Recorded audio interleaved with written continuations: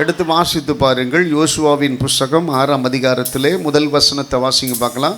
எரிகோ இஸ்ரவேல் புத்திரருக்கு முன்பாக அடைக்கப்பட்டிருந்தது. எரிகோ இஸ்ரவேல் புத்திரருக்கு முன்பதாக அடைக்கப்பட்டிருந்தது. ஒரு நல்ல இந்த வசனத்தை கொஞ்சம் நல்ல கவனிங்க பார்க்கலாம். வாக்குத்தத்தங்களை கையிலே பிடித்திருக்கிற இஸ்ரவேல் ஜனங்கள் முன்புறத்தில் இருக்கிறார்கள். வாக்குத்தத்தங்கள் பெறப்போகிற அந்த கானான் தேசம் கடைசியில் இருக்குது. இந்த ரெண்டுக்கும் சென்ட்ரல் என்ன இருக்குன்னாக்கா எரிகோ என்கிற மனிதன் கடக்க முடியாத மிகப்பெரிய மதில் இருக்கிறது. ராமன் சொல்லுங்க பார்க்கலாம். இது அன்னைக்கு மட்டும் இல்லைங்க, இன்னைக்கும் ஆண்டவருக்கும் கர்த்தருடைய பிள்ளைகளுக்கும் கர்த்தர் தம்முடைய பிள்ளைகளோடு கூட பேசுகிற நன்மையான ஆசீர்வாதமான வார்த்தைகளுக்கும் இடையூறாய் இன்றைக்கும் பல எரிகோக்கள் நின்று கர்த்தருடைய பிள்ளைகளை பயமுறுத்தி கொண்டிருக்கிறது. இன்னைக்கு நிறைய பேருடைய கண்ணுக்கு முன்னாடி பிறகே இருக்கிற கானான் தெரியல, இடைப்பட்டு மறிக்கிற எரிகோ தான் தெரியுது. எரிகோ தான் பெருசாக தெரியுது. நிறைய பேர் சொல்ல, இதை எப்படி என்னால் தாண்ட முடியும், எப்படி இந்த வாழ்க்கையை தாண்ட முடியும், எப்படி இந்த சூழ்நிலைகளை தாண்ட முடியும், என் வாழ்க்கை அவ்வளவுதான் என்று சொல்லி இன்றைக்கு அநேகர் தங்களுக்கு கொடுக்கப்பட்டிருக்கிற வாழ்க்கையை நொறுக்கி கொண்டிருக்கிறார்கள். அல்லேலூயா சொல்லுங்க பார்க்கலாம். அல்லேலூயா. இஸ்ரவேல் ஜனங்கள் மிக பெரிய ஒரு திட்டத்தோடு கூட அடிமைத்தன வீடாகிய எகிப்திலிருந்து கர்த்தர் அவர்களை புறப்பட பண்ணினார். ஒரு ஆமென் சொல்லுங்க பார்க்கலாம். இந்த இடத்துல எரிகோருடைய மதிலை பார்த்த உடனே இஸ்ரவேல் ஜனங்களுக்குள்ளே இருக்கிற நம்பிக்கை எல்லாம் அப்படியே உலர்ந்து போக ஆரம்பிச்சிச்சு. ஏன்னா அவ்வளோ பெரிய மதில். அந்த மதில் நல்லா அன்னைக்கு அந்த மதில் உருவாக்கப்பட்ட நோக்கமே என்ன கேட்டிங்கனாக்கா, எந்த ஆயுதங்களையும் வைத்து அந்த மதிலை உடைத்து விடக்கூடாது. ஒரு அறிவியல் ஆராய்ச்சியாளர்கள் சொல்கிறாங்க, அந்த மதிலுடைய அகலம் அவ்வளவு பெரிதாம். ராமன் சொல்லுங்க பார்க்கலாம். அவ்வளவு அகலம் நிறைந்ததான். மேலே போக போக கூர்மையானவைகளாக இருக்குமா. எந்த பிடிமானங்களும் கிடையாதான் ஏறி போகிறதற்கு. ஆயுதங்கள் எல்லாம் வச்சு உடைக்க முடியாது. முதல் பாட்டு இஸ்ரவேல் ஜனங்களுடைய இருதயங்கள் சோர்வுற்று பலவீனமானதற்கு முதல் காரணம், அவர்களுக்கு பல நாட்களாக நல்ல சாப்பாடு இல்லை, பல வருஷங்களாக நல்ல சாப்பாடு இல்லை, நல்ல உறக்கம் இல்லை, நல்ல சமாதானம் இல்லை. அவர்கள் உடையுண்டு போய் கிடந்தார்கள். ஒரு விடுதலை என்று சொன்ன உடனே அவங்களுக்குள்ள ஒரு பெரிய சந்தோஷம் வந்தது. அது மட்டும்தான் அவங்களுக்கு. அந்த எரிகோனுடைய மதிலை உடைத்து போடக்கூடிய அளவிற்கு அவங்களுடைய சரீரத்தில் பலன் கிடையாது. அவங்களுடைய கையில் அடிமைகளாக வந்ததினால அவருடைய கைகளில் ஆயுதங்கள் கிடையாது. என்ன கிடையாது? ஆயுதங்கள் கிடையாது. சரீரத்தில் நல்ல பலம் கிடையாது. இவைகள் ரெண்டுமே இல்லாததினால அந்த ஜனங்கள் அந்த மதிலை பார்த்தபோது சோர்வுற்று போய் இருந்தார்களாம். ஒரு ஆமென் சொல்லுங்க பார்க்கலாம். இந்த இடத்துல இஸ்ரவேல் ஜனங்களுக்கு மிகப்பெரிய ஒரு போராட்டம். இந்த போராட்டத்தை அவங்க எப்படி ஃபேஸ் பண்ண போகிறாங்கன்றதை கர்த்தர் பார்த்துட்டு இருக்கிறாரு. அல்லேலூயா சொல்லுங்க பார்க்கலாம். அல்லேலூயா. பெரிய ஒரு மதிலை கண்டு பயப்படுகிறார்களா, மதிலை காட்டிலும் பெரியவரை கண்டு அவர்கள் தைரியமாக இருக்க போகிறார்களா? ஒரு ஆமென். அப்போ அந்த இடத்துல ஆண்டவர் சொல்கிறாரு, கிட்டத்தட்ட எனக்கு தெரிஞ்சு கிட்டத்தட்ட பல கிலோமீட்டர் தொலைவில் அந்த ஒரு முறை சுற்று இருக்குமா. ஒரு முறை சுற்று பல கிலோமீட்டர் தொலைவில் இருக்குமா அந்த மதிலுடைய விஸ்தாரணம். ஒரு ஆமென் சொல்லுங்க பார்க்கலாம். அப்போது இஸ்ரவேல் ஜனங்களிடத்தில் என்ன இல்லை? ஆயுதம் இல்லை. நல்லா சொல்லுங்க பார்க்கலாம். ஆயுதம் இல்லை. ரெண்டாவது, சரீரத்தில் பலன் இல்லை. ரெண்டுமே இல்லை. இல்லாத சமயத்தில் அவ்வளோ பெரிய மதிலை எப்படி உடைப்பது? அப்படியே பலனும் அப்படி ஆயுதமும் இருந்திருந்தா கூட சாதாரணமாக அந்த மதிலை உடைக்க முடியாது. ஏன்னா கட்டுகிற போதே எரிகாவனுடைய மதில் என்பது வரலாற்று சிறப்பு மிக்க ஒரு மதில். யாராலையும் அந்த நாள்லெல்லாம் பார்த்தீங்கன்னாக்கா மதில் தான் பெரிய பாதுகாப்பு. அப்படிப்பட்ட ஒரு மதிலுக்கு முன்னாடி அந்த ஜனங்கள் எல்லாம் அங்கலாய்த்து நின்ற போது ஆண்டவர் அந்த ஜனங்களை பார்த்து சொன்னார், உங்ககிட்ட பலனும் வேண்டாம், உங்ககிட்ட ஆயுதம் வேண்டாம், ஒன்று பண்ணுங்க, இந்த மதிலை சுற்றி வரும்படி கட்ட சொன்னார். ஒரு ஆமேன் சொல்லுங்க பார்க்கலாம். அப்போது நிறைய யோசுவா இந்த வார்த்தைகளை அந்த ஜனங்களிடத்தில் அறிவிக்கிற போது ஜனங்கள் குழம்பினார்களாம். இஸ்ரவேல் ஜனங்கள் ரொம்ப அதிகமாய் முறுமுறுத்தார்களாம். எப்படி அந்த மதிலை சுற்றி வந்தால் மதில் கீழே விழுந்துருமா, என்னையா இது வார்த்தை என்று நிறைய பேர் பேச ஆரம்பித்தார்கள். ஆனாலும் வேறு வழி இல்லாமல் அந்த வார்த்தைகளை கேட்டு அவர்கள் பாருங்க, பிள்ளைகள், வாலிபர்கள், முதியோர்கள் எல்லாரும் சேர்ந்து ஒருமனப்பட்டு துதித்தார்கள். அவங்க சும்மா சுற்றிட்டு வரல, என்ன சொல்லி சுற்றிட்டு வந்திருப்பாங்க? எங்களுக்காக யுத்தம் செய்கிற தெய்வத்திற்கு ஸ்தோத்திரம், எங்களுக்காக யுத்தம் செய்கிற தெய்வத்திற்கு ஸ்தோத்திரம், எங்களுக்காக யுத்தம் செய்கிற தெய்வத்திற்கு ஸ்தோத்திரம். எத்தனை பேர் ஆமென் சொல்லுவீங்க? அல்லேலூயா. அவங்க சொல்லி சொல்லி சொல்லி சொல்லி சொல்லி சொல்லி சொல்லி கர்த்தரை துதிக்க ஆரம்பித்தார்கள். பயங்கரமாக கர்த்தரை துதிக்க ஆரம்பித்தார்கள். இப்போ 6 நாள் சுற்றிட்டாங்க. ஒரு ஆமென் சொல்லுங்க பார்க்கலாம். 6 நாள் அலங்கம் விடலை, அலங்கத்தில் இருக்கிற ஒரு கல் கூட விழலை. அடுத்தது ஆண்டவர் சொல்கிறாரு, இந்த ஒரே ஒரு நாள் 7 முறை நீங்கள் சுற்றணும். எத்தனை நாள் சுற்றணும்? எத்தனை சொல்லுங்களேன். இந்த ஒரே ஒரு நாள் எத்தனை முறை சுற்றணும்? 7 முறை சுற்றணும். எப்படி இருப்பாங்க நம்ம ஆளுங்க? 6 முறை சுற்றியே நடக்கலை, ஒரே நாளில் 7 முறை எப்படியா சுற்றுவாங்க அப்படின்ட்டு சொல்லி எல்லாம் ஒருவரோடு கூட ஒருவர் பேசி கொள்ளுகிறார்கள். அல்லேலூயா சொல்லுங்க பார்க்கலாம். ஆனாலும் நம்ம ஜனங்களை போல கீழ்ப்படுகிற ஜனங்கள் இருந்திருப்பாங்க. பரவாயில்ல, சுற்றிடலாம். அல்லேலூயா. 7வது முறை சுற்றின போது அலங்கத்தில் இருக்கிற கற்கள் எல்லாம் கழண்டு விழ ஆரம்பிக்கிறது. இஸ்ரவேல் ஜனங்கள் அன்னார்ந்து பார்த்து கைகளை தட்டி ஜெயம் கொடுத்த தெய்வத்திற்கு நன்றி என்று சொல்லி கர்த்தரை துதிக்க ஆரம்பித்தார்கள். எது அவர்களுடைய கண்களுக்கு எட்டாதவைகளாய் இருந்ததோ, எது அவர்களுடைய கண்களுக்கு தரிசனமாய் நின்று போய்விடுமோ என்று நினைத்தார்களோ, எது எங்களுக்கு கிடைக்காமல் இருந்து விடுமோ என்று சொல்லி நினைத்தார்களோ, அந்த எரிகோவுடைய மதிலை கர்த்தர் உடைத்து பாலும் தேனும் ஓடுகிற கானானை அவர்கள் பெறுவதற்குண்டான கூற்றை அவர்கள் பெறுகிற போது அவர்களுடைய தெய்வத்திற்கு இருதயத்தின் ஆழத்திலிருந்து நன்றி சொல்ல ஆரம்பித்தார்கள். ஒரு ஆமென் சொல்லுங்களேன். இதிலிருந்து நம்ம புரிந்து கொள்ள வேண்டிய ஒரு சில காரியங்கள் எல்லாம் உண்டு. நாம் புரிந்து கொள்ள வேண்டிய காரியங்கள் உண்டு. ஒன்று, எந்த ஒரு காரியம் கர்த்தருடைய சமூகத்தில் நாம் கேட்க துணிந்தாலும் அதை பொறுமையோடு கூட அவசரப்படக்கூடாது. எனக்கு நடந்துடணும், ஏன் நடக்கலை, அவங்க அப்படி இருக்காங்க, இவங்க அப்படி இருக்காங்க. இந்த பாருங்க, ஒரு நல்ல ஒரு கிறிஸ்தவனுக்குள்ளே இருக்கிற நல்ல குணங்கள் என்ன தெரியுமா? பொறாமையான எண்ணங்கள் இருக்கக்கூடாது. யாரையும் கம்பேரிங் பண்ணி பேசக்கூடாது. நல்ல கிறிஸ்தவனுக்குள்ள நான் நல்ல காரியத்தை சொல்லி கொடுக்குற நல்ல கவனிங்க. நல்ல ஒரு கிறிஸ்தவன், நான் இயேசு கிறிஸ்துவின் இரத்தத்தினாலே நான் கழுகப்பட்டுட்டேன், நான் சுத்திகரிக்கப்பட்டுட்டேன் அப்படி என்னன்னாக்கா மற்றவர்களோடு உங்களை என்னைக்கும் கம்பேரிங் பண்ணாதீங்க, சேர்த்து வச்சு பார்க்காதீங்க. அவனுடைய வரங்கள் வேறு, உன் வரங்கள் வேறு. அவன் தரிசனம் வேறு, உன் தரிசனம் வேறு. அவன் அழைப்பு வேறு, உன் அழைப்பு வேறு. அவன் தெரிந்து கொள்ளுதல் வேறு, உன் தெரிந்து கொள்ளுதல் வேறு. உன்னை அழைத்த திட்டம் வேறு, அவனை அழைத்த திட்டம் வேறு. உனக்கு கர்த்தர் கொடுத்த ஊழியம் வேறு, அவனுக்கு கர்த்தர் கொடுத்திருக்கிற ஊழியம் வேறு. ஒரு காலமும் உன்னை மற்றவர்களோடு கூட இணைத்து பார்த்து உன் தரிசனத்தை கெடுத்துக்காத.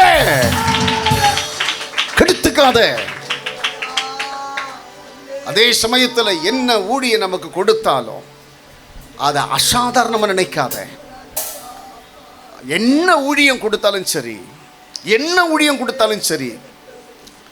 நீ கனவீனப்படுத்தாமல் ஒரு ஊழியத்தை விரும்பி செய்வாயானால் நீ தான் ஒசத்தியானவன். எல்லா தகுதியும் ஒரு மனுஷனுக்குள்ளே இருக்கிற ஒரு இன்டர்வியூ ஒருத்தர் எடுத்தாங்கன்னு நினச்சிங்களேன், உனக்குள்ள நல்ல குவாலிஃபிகேஷன் இருக்குன்றத ஒரு நல்ல ஒரு தேவ மனுஷன் தெரிஞ்சுக்கணுன்னாக்கா உன் படிப்பை பார்க்க மாட்டாங்க, உங்ககிட்ட டேலண்ட் தேவையில்லை, உன் சரீர வளர்ச்சி தேவையில்லை, உன் அழகு தேவையில்லை, எதுவுமே தேவையில்லை. உங்ககிட்ட இருக்கிற பணிவு போதும். உங்ககிட்ட இருக்கிற பணிவு தான் ஊழியத்தில் கர்த்தரை உயர்த்துவதற்குண்டான முதன்மையான குணம். நான் சொல்கிறேன், நீ மறந்தாலும் மறங்கக்கிட்டையும், நீ ஏற்றுக்கொண்டாலும் ஏற்றுக்கொள்ளாக்கிட்டையும், ஆண்டவர் உங்ககிட்ட எதிர்பார்க்கிற முக்கியமான காரியம் அதுதான், பணிவு. பணிவு. என் அன்பு கர்த்தருடைய பிள்ளைகளை பார்த்து நான் சொல்கிறேன், இந்த 2025 வருஷத்தில் 11வது மாதத்தினுடைய கடைசி நாட்களில் இருக்கிறோம். இந்த 21 நாள் ஜெபங்கள் நிறைய காரியத்தை உனக்கு கற்றுக் கொடுத்து இருக்கும் என்று சொல்லி நம்புகிறேன். வாலிப பிள்ளைகளை எல்லாம் நான் பார்த்து சொல்கிறேன், உன்னுடைய ஜெயத்திற்காக நீ காத்திருப்ப, உன்னுடைய வெற்றிக்காக நீ காத்திருப்ப, உன்னுடைய நல்ல ஆரோக்கியமான உன் பாதைகளுக்காக நீ காத்திருப்ப. நான் ஒரே ஒரு காரியத்தை சொல்கிறேன், நீ தன்னடக்கம் உள்ளவனாய் பொறுமையாய் கர்த்தருடைய சமூகத்தில் எனக்கு கொடுக்கப்பட்டிருக்கிற ஊழியத்தை கவனமாய் செய்வாயானால் உனக்கு மேலே யாராலையும் ஒன்றும் பண்ணவே முடியாது. ராமேன்னு சொல்லுங்க பார்க்கலாம். அப்போது இஸ்ரவேல் ஜனங்களிடத்தில் அந்த அத்தனை ரவுண்டு, ஏன்னா நான் சொல்கிறத நல்லா கொஞ்சம் கவனிங்க, ஒரே ஒரு ரவுண்டில் சுற்றி வர செய்து எரிகோனுடைய மதிலை உடைத்து போட யாரால முடியும்? தெய்வத்தால் முடியும். நீ ஆராதிக்கிற ராஜாவால் முடியும். அவர் கிட்டத்தட்ட ஒரு 13 ரவுண்டு உன்னை பார்க்குறாருனாக்கா ஏன் பார்க்குறாரு?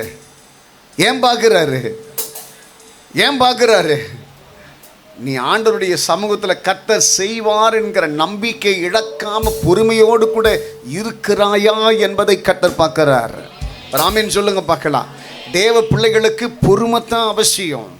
பழமொழி சொல்லுவான், ஆக்க பொறுத்தவன் ஆற பொறுக்கணுமா, ஜெபிக்க பொறுத்தவன் ஜெபத்தை கர்த்தர் கேட்டு பதில் கொடுக்கிற வரையிலும் காத்திருக்க தெரிந்தவனாக இருக்கணுமா. ராமேன் சொல்லுங்க பார்க்கலாம். அல்லேலூயா, அல்லேலூயா. அதுதான் நல்ல தேவ பிள்ளைகளுக்கு உண்டான சரியான ஒரு அறிகுறி. கர்த்தர் என்ன செய்தாலும் எனக்கு நன்மைக்காக மட்டும்தான் செய்வார். அவர் ஒரு காலம் எனக்கு தீமை செய்கிற தேவன் அல்ல. என்னை கொண்டு இந்த காரியங்கள் எல்லாம் கர்த்தர் செய்ய வச்சிட்டு இருக்கிறார்னாக்கா அதற்கு பின்னாடி அவர் வைத்திருக்கிற திட்டங்கள் வேறு, அதற்கு பின்னாடி அவர் வச்சிருக்கிற காரியங்கள் எல்லாம் வேறு. அந்த பாதையில் நான் நடக்கணும். ராமேன் சொல்லுங்க பார்க்கலாம். அப்போ இந்த இடத்துல பாருங்க, பிள்ளைகள், வாலிபர்கள், மூப்பர்கள், வயது நிறைந்தவர்கள் எல்லாரும் சேர்ந்து என்ன பண்ணுறாங்களா, அத்தனை முறை சுற்றுறாங்களா. ராமேன் சொல்லுங்கள்ல, அதில் முதல் காரியம் அந்த ஜனங்கள் புரிந்து கொண்டது, கர்த்தருக்காக பொறுமையுடன் காத்திருந்தேன், அவர் என்னிடமாய் சாய்ந்து என் கூப்பிடுதலுக்கு கர்த்தர் பதில் கொடுத்தார். ராமேன் சொல்லுங்க பார்க்கலாம். வேற ஒன்றும் உங்களுடைய வாயிலிருந்து வரல. சேனைகளின் கர்த்தர் பரிசுத்தர், அவர் எங்களுக்காக யுத்தம் பண்ணுவார்.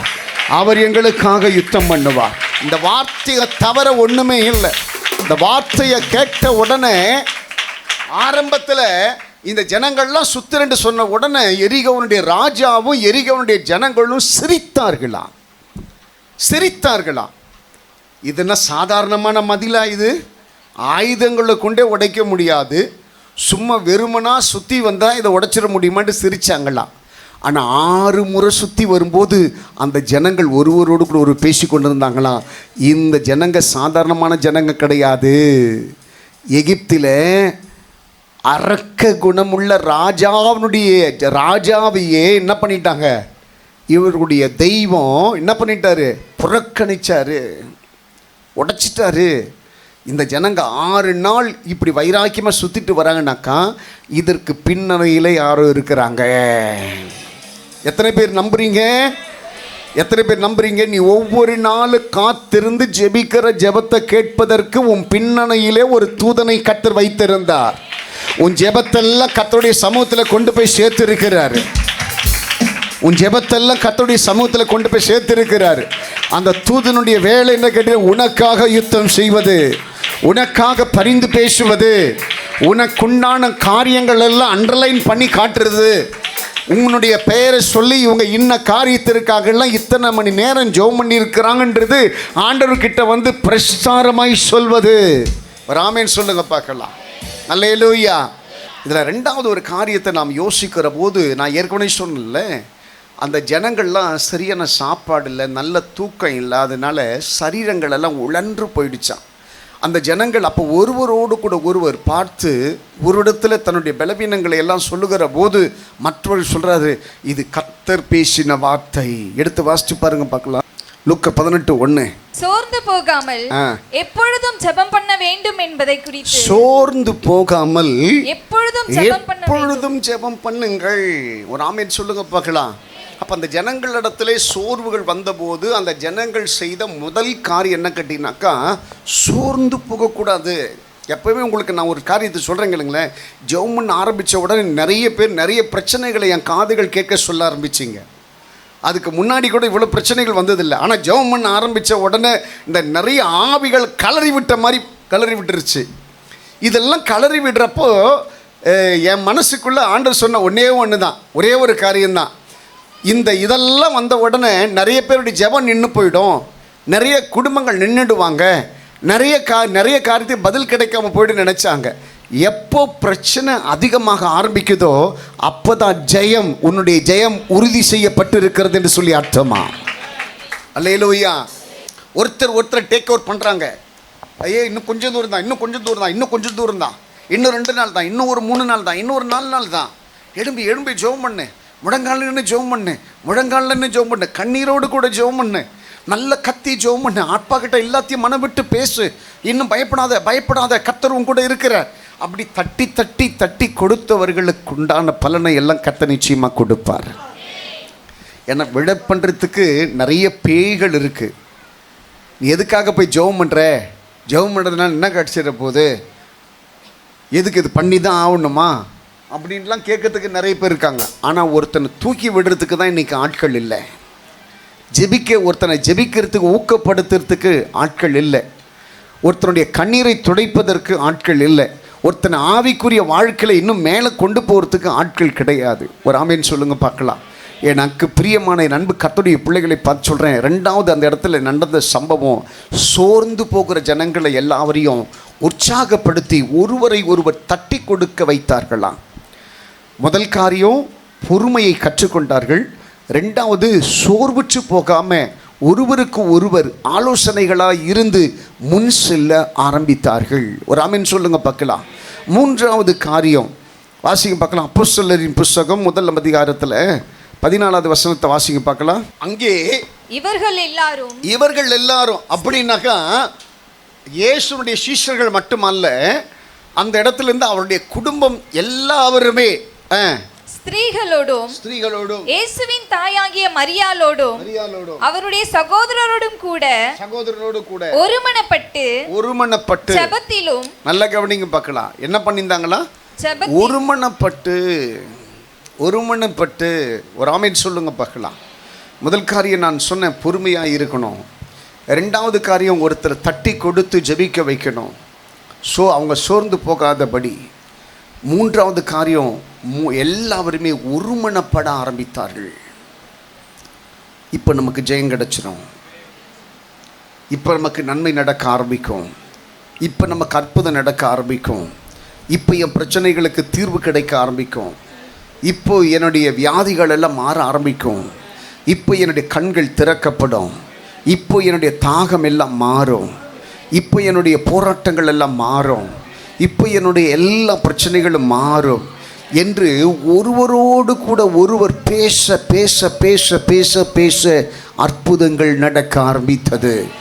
அன்னைக்கு பார்த்தீங்கன்னாக்கா இயேசு மரித்து எல்லா ஜனங்களுக்குள்ளும் ஒரு சலசலப்பு இருக்கிற நேரத்தில் ஒரு கூட்டம் கலைந்து நிற்கிற ஜனங்களை எல்லாம் ஒருமனப்பட்டு எல்லாரையும் ஒன்றி நிற்க வைத்து ஒருவருக்கு ஒருவர் ஆலோசனைகளை சொல்லி கர்த்தருடைய சமூகத்தில் ஒரே மனமாய் நிற்க வைத்தார்கள். எல்லாருக்குள்ளும் ஒரே எண்ணம் தான். நம்ம ஜெபிக்கணும், நம்ம கர்த்தரை பாடணும், நம்ம கர்த்தரை துதிக்கணும், கர்த்தருக்காக நம்ம வாழணும், ஆண்டவர் உனக்கு எனக்கு கொடுத்த வேலையை நம்ம செய்யணும். அப்படி சொல்லி ஒருவரோடு கூட ஒருவர் ஊக்கப்படுத்தி ஒருமனப்பட்டு அவர்கள் ஜெபிக்க ஆரம்பித்தார்கள். அவர்களுக்கு மேலே பரிசுத்த ஆவியானவருடைய அக்கினி பலமாய் இறங்கினது. கர்த்தர் நல்லவராய் இருக்கிறார். எல்லாம் அப்படி கண்ணை மூடுங்க பார்க்கலாம். ஆண்டவரே மக்கு ஸ்தோத்திரம். யோசுவாவினுடைய கண்களுக்கு முன்பதாக, இஸ்ரவேல் ஜனங்களுடைய கண்களுக்கு முன்பதாக வாக்குத்தத்தம் பண்ணப்பட்டிருக்கிற கானானை அடைத்து வைத்திருந்த எரிகோவினுடைய மதிலை அவர்கள் பொறுமையோடு கூட சுற்றி வந்தார்கள். ரீக்கலத்தினத நிபியா, நக்கனத்தினத நிமியா, லத்து நதரபூத்தி நதலி அங்கலத்தினத்தினத நிமியா. ஆண்டவரே அவர்கள் தங்களுக்குண்டான எல்லா காரியங்களையும் காத்து கொண்டு ஒருவரை ஒருவர் அவர்கள் பலப்படுத்தினார்கள். இப்படி எல்லா காரியங்களிலும் அவர்கள் முன்மாதிரியாக இருந்து ஒருமனப்பட்டார்கள் என்பதை நாங்கள் பார்க்கிறோம். இதுதான் அவருடைய வாழ்க்கையில் ஒரு பெரிய ஒரு ஜெயத்தை கொண்டு வந்தது. அந்த தடைகளையெல்லாம் உடைத்தது. அவர்களுக்கு நியமிக்கப்பட்டிருக்க அந்த கானானுக்குள்ளே அவர்கள் பிரவேசித்தார்கள். அவர்கள் ஆசீர்வதிக்கப்பட்டார்கள். இன்றைக்கு இந்த இடத்துல இருக்கிற எல்லா கர்த்தருடைய பிள்ளைகளுக்குள்ளும் ஒரு தீர்மானம் இருக்கிறது, ஒரு எண்ணங்கள் இருக்கிறது. அவைகளுக்கு மேலே தம்முடைய பிள்ளைகள் ஆசீர்வாதமாக இருக்கணும். அவைகளுக்கு மேலே தம்முடைய பிள்ளைகள் மகிமையான காரியங்களை செய்யும்படி அவர்கள் எல்லாம் உயர்த்தப்படணும்பா. தம்முடைய பிள்ளைகளை இப்படி கருத்தை நான் கொடுக்கிறேன். இஸ்ரவேல் ஜனங்களுக்கு முன்பதாக இருந்த எரிகோவனுடைய மதில் உடைந்ததைப் போலவே என் ஜனங்களுக்கு முன்பதாக நிற்கிற எரிகோவனுடைய மதில்கள் உடையட்டும், உடையட்டும். கர்த்தர் தொடர்ந்து நடத்தும், காத்துக்கொள்ளும். இயேசுவின் நாமத்தில் பிதாவே.